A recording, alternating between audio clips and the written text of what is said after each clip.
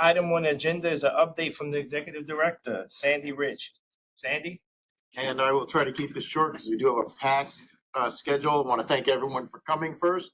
Thank you for being here. We've received a number of awards recently. I think some of this will be a repeat. We are the #4 best municipal pension fund in the country. Okay, that's a repeat. And we recently got recognized by the Public Pension Standards Award Coordinating Council. They need a new name. That we are in recognition of meeting professional standards for plan funding and administration as set forth in public pension standards as defined by that organization, the PPCC.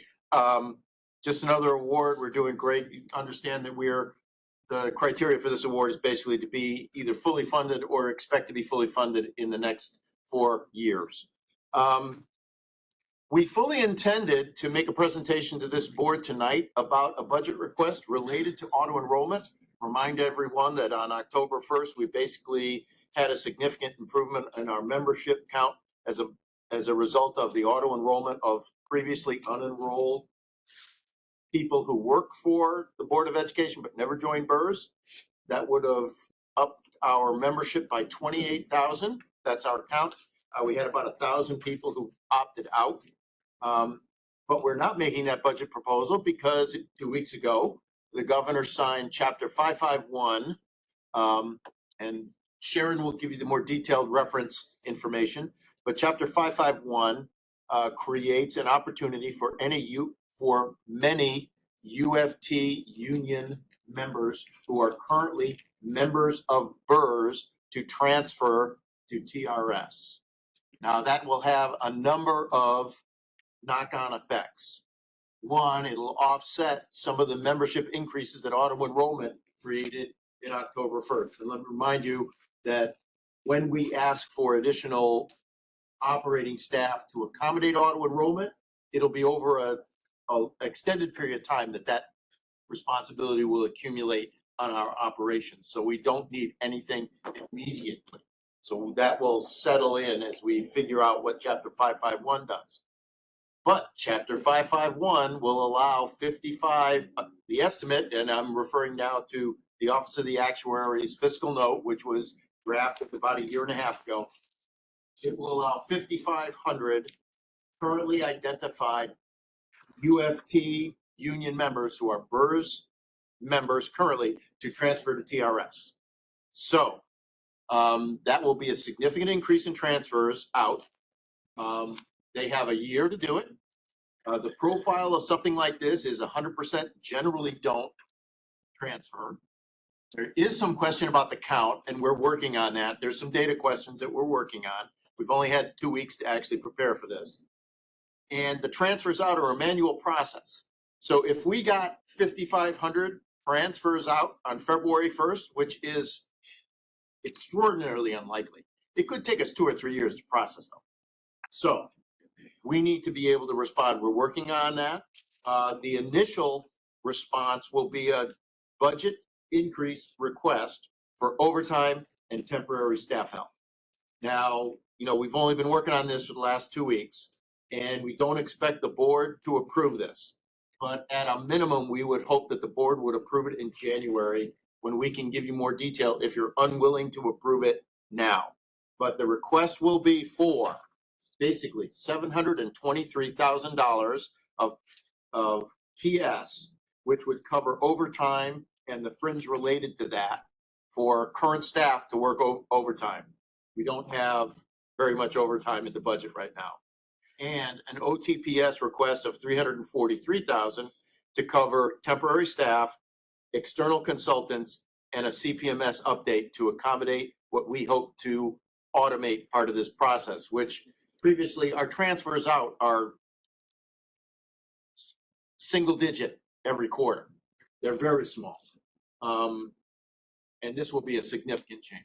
So we expect to make, it would constitute basically a 3% increase in our combined PS and OTPS budget. Basically, it boils down to $1 million, give or take a couple of thousand. We are prepared to ask for that now, but if the board wants to have more information, we will ask for it in more detail in January. I I would ask You if can the do it trustees are now willing based to on propose that formula. we approve it, but we can do that in just a second. The other impact is that this will involve the transfer of assets along with liabilities when these people move, right? And that estimate coming from the Office of the Actuary, and we've had this conversation earlier today on the executive committee. The actuary's estimate is that number is about $730 million in the defined benefit program. And what the actuary didn't look at this, but our preliminary analysis of where the members who can cross over exist, they have about $500 million of TDA fixed exposure. We blend those into the DB plan, and if they move, all of it will move. So it could be 1.2 billion. So the executive committee is going to be working on this along with we're going to be talking to the actuary, but along with our consultants and along with BAM and the controller to actually see how this will work. And the good news about all this is this will take years to play out, and probably it will be a asymptotic distribution because we'll have probably some early transfers out requests and it'll tail off through the year. So I would like to find one more item before we go back to this question. This will also impact our lease negotiations. It's a good thing we know about this because we probably won't need to take this whole floor. We are in negotiation with the underlying owner of this property, Retirement System of Alabama, to establish a lease that will replace our June 2026 expiration sublease. They are the best alternative we're finding. We've been working with a broker on this. We will probably enter into serious negotiations in the next month or two, and we will probably not be spending as much as we were going to. To stay here? Yes, to stay here. This is the cheapest alternative, boiling it down to. And then finally, before we get back to this budget thing, for educational opportunities, January 21st through 24th, the Coriad Plan sponsor Educational Institute. If you want to go to this event, it's in Key West, Florida. We will pay your expenses. We can register you. Please reach out to Karen. We have trustees who are attending. I'm actually managing a panel that will present on private credit. And so let's go back to the budget request. Specifically, I have a memo that I can distribute to everyone from Fiscal Ops, but we are basically asking for an increase in PS of $723,100 and an increase in OTPS to cover consultants' expenses, CPNMS updates, temporary staff, and supplies for $343,000. I just want to make sure I understand, this increase is just for the new legislation, or is this for the auto enrollment? Are they It two would pick separate up- things, or would it pick Yeah. up both? It would pick up some auto enrollment, but there's very little of that actually hitting us right now. This is basically 95 to 98% Chapter 551 impacts. And how soon do you think that spending will be required? Well, they could start, they have the window open December 10th. We haven't gotten any transfer requests. December 10th, you said? Yep, it opened up December 10th. Mhm. The process is they have to go to UFT, get an enrollment application. UFT requests a transfer. So I would expect to see waves of transfers in January. And then, And the UFT is out there on social media advocating for this. and then the other question I have for you is, you're only on the PS side allowing for overtime. Do you have sufficient staff that can handle the amount of overtime without burnout and without, right? Because Probably not. originally I thought there was gonna be a request on the table for increased budget Increased for headcount. staffing, increased headcount. Yeah. That's not that. This is That's not that. Matter of fact, the reason we're not asking for that is we need to get a better handle on how Chapter 551 will offset the auto enrollment demands. And to be honest, we don't know yet. And if we put in headcount, we're kind of locked in. So this gives us flexibility, and this would cover us through the rest of the fiscal year. We use temps theoretically. Temps and OT. It'll be mostly OT because most of this work, you need access to systems. And temps do not have access to systems. Yes, John? You know I have a bunch of questions, but I'm just gonna try to keep it high level. Yep. Have you expended all of the resources in the last budget? Or is there money that hasn't been spent that could simply be repurposed for the next 6 months instead of asking for a budget modification? Well, we can't repurpose OTPS to PS, which is where the demand is. We have existing overtime that we haven't used, which would probably get us well into January unless the transfers surge, but I don't expect them to. So that's why when I introduced this idea, if we don't approve it tonight, it's not like a crisis will occur. We probably won't get pressure until February or March. And then my other question is, when you renegotiate the lease, is it expected that there will be a increase or a decrease in the actual lease? It'll be an increase, our expectation. Okay, We pay $2.2 million a year right now. We pay, like, on average, I think that lease was $36 a square foot. The current going rate, the competitive bid from One New York Plaza was 65. Competitive bid from 120 Broadway was 60. It was in the 60s. I think it was 60. Competitive bid here, and we haven't negotiated it, was in the 40s. And I'm just cognizant of the fact that any budget that gets approved by any of the retirement systems, this one included, if the board fails to pass the next budget the next year, you revert back. Yep. If we have a situation where you're inadvertently spiking the budget in 1 year, then the next year it would either cause the board to cull it back, or if there's loggerheads and we can't approve a budget, it's at the higher amount. So I'm not suggesting that you're trying to game the system. That's not my. But I'm just cognizant from a fiduciary standpoint that a one-time ask is a one-time ask, but a one-time ask that gets carried over for multiple years as there's a potential for a diminishing population that you're servicing. You know, I would need to see that a little bit more. so just on that, I mean, this information will have to be more refined, right? So for fiscal 2026, we hope to have a more refined analysis of what our long-term headcount needs will be. But here are the very simple numbers that we have. If we added 28,000 new members from auto enrollment, and the actuary's analysis is we're going to lose 5,500 members moving from BERS to TRS, we're still going to have an increase in our underlying membership count, and we will highly likely ask for more headcount. It's certainly not going to be the same number of headcount that we would have asked for if we hadn't had Chapter 551 event. There's be a budget earmarking as needed. Yeah, I would say there's at least a 50% probability we wouldn't use all this money. This is kind of a worst case. I would argue that on any major financial event in someone's life, most people don't make big changes unless they see major benefits.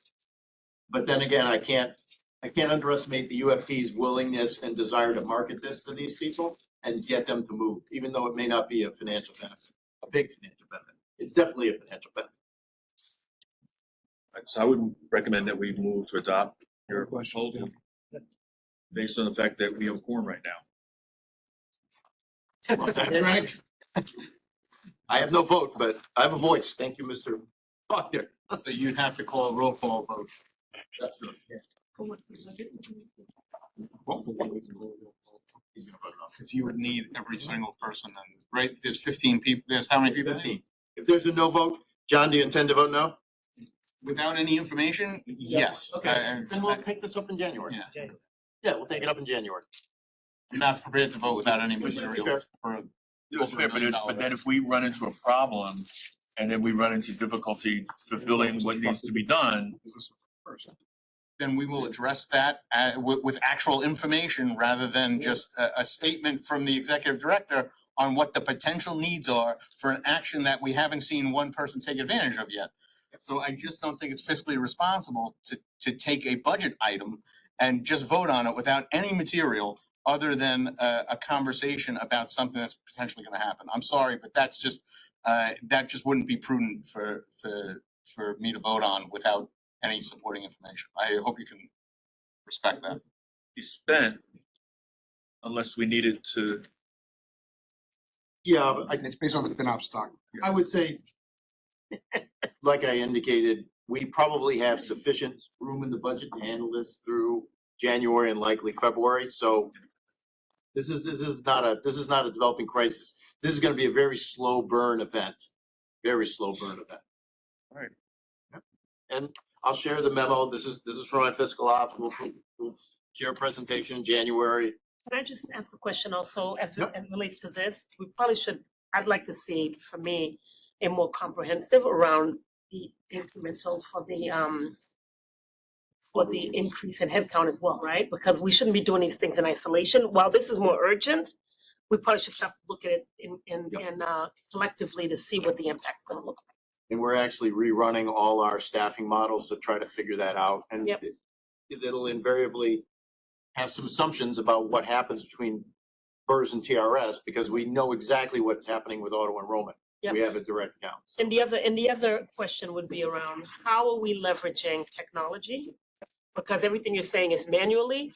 If we can get smarter about leveraging technology, AI, whatever, Yep. while it's new, it will help to create greater efficiencies. Well, part of that request that we would be talking about in January included Is money for include that. CPMS. We can actually fund that independent of this approval, and we can move money around Okay. in OTTS to take care of that. Got it. We can do that, and we will. I'll just make one last statement on this. I think at some point too, we need to invest in some type of communication, ongoing communication with our members. The reason being, when things like this occur, members actually already have an understanding of what the system is actually doing versus us being reactive when these kind of things happen. We are active on social media. We are. Sorry, We've been. can't hear. Yeah, and if everyone could please speak No, loudly. so Sandy or you need me to repeat what I said? You, Donald, because you're facing. So I said, I think we need to invest in communication, ongoing communication on the progress that this board is doing. That way, when bills like this are passed, we don't have to be reactive to it. And members are informed as to what we're doing versus the options that they have versus going somewhere else. So can I just ask, I'm gonna throw this back at you, Donald. What would that look like to you, real quick, if you could do that like less than 10 seconds, bro? Communication, ongoing communication, it depends, right? So people use smartphones and communication in that way, right? Social media, a newsletter. So the accomplishments, as Sandy said, we rank fourth in the country as far as funding and everything. I don't think a lot of members know that, right? Those things should be highlighted and go out there to them, right? If I'm making a sound decision on me transferring to another system and one was ranked number 4 and the other one wasn't, my decision is made, right, for me. But if I don't know that, right, it just leaves the door open for me to make a decision that may not be in my best interest. I don't mean to put you on the spot, but I think in years past, I think there was the line, and I believe that members should be able to put their money where they want to put their money. But the line of demarcation was non-pedagogical versus pedagogical. I think that was from Bob North. Did the state come to you and ask you about this at all for this legislation? No. So the state has the agency to change this on their own. Erase that line that Bob North had created. Yeah, pension law gives the state they can alter or amend. I'm just wondering what the rationale that Bob North had originally created that. He didn't create, Bob, with all due respect, didn't create No, that. he created it. He did not create that line. That's a legislative line. You can look in the education code, you look in the administrative code, and it spells out who goes into. Non-pedagogical versus. Yeah, that's not I guess it that's was not from reaffirmed the, in Bob yeah, North. the actuary didn't create the calculation on That's where okay. on what system you go into. With all due respect to the actuary and the wisdom. You should have all the power. All right. Okay, so That was it for me. Sorry, thank when we get there, when Sure. it comes to communication, opt-in alerts, key alerts that they should know. So they can opt in, they get alert, they want more information, they check out the newsletter or their email. So they should, so prompt them like, oh, so there's some significant change that I need to know. Thank you. Right. I think there's also like, you know, just working intra-community, there is a compound trauma of things just being last minute and always in emergency, urgency mode. I would like to see some of that, you know, relieved, but just getting information out there in a timely fashion, you know. Absolutely. I Thank you. mean, can I just say one more thing? It just occurred to me, if the members union, right, for all intents and purposes, is communicating with their members, right? At some point, we can communicate as BERS, or the other systems can communicate as their own systems, but I don't think that communication should replace the notification that they get from their own representatives, right? So, you know, we're all in this together kind of thing. So like, I just want to make sure that we don't inadvertently create a situation where we're either not notifying somebody because we think somebody else is doing it, and vice versa. So I'm just, you know, I'm just cognizant of all of the parties, because we're talking about a group of folks that aren't represented necessarily they don't have a labor representative on this particular board, right? The group that we're talking about communicating with, right? Because we're talking about the folks that are eligible to transfer, correct? Or are we talking about everybody? I think that's what I'm trying to understand. My comment was constant communication, John, with everyone. Oh, okay. That is a member of the system. Thank you for clarifying that, because I thought we were talking about. Because if we did a targeted, if what you're talking about, John, UFT is not the only one that doesn't have labor representation here. No, I understand. That's what I'm saying. There's other, that's why I was saying, like, I just wanted to make sure we were. Yeah, no, Yeah. my comments were, as we have accomplishments, I don't know what TRS, NICES, or whatever everyone else does.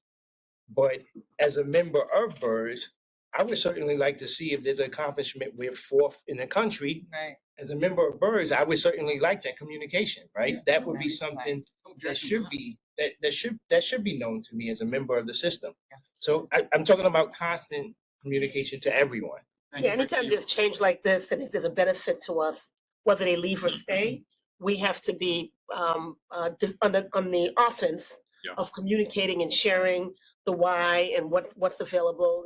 We shouldn't just sit back and let things happen to us. If it benefits us as a pension fund to maintain, then we have to tell them the story why they should stay. Yeah, I was just clarifying who we were communicating Other with. people mystifying us. Thank you, Sandy, for your report.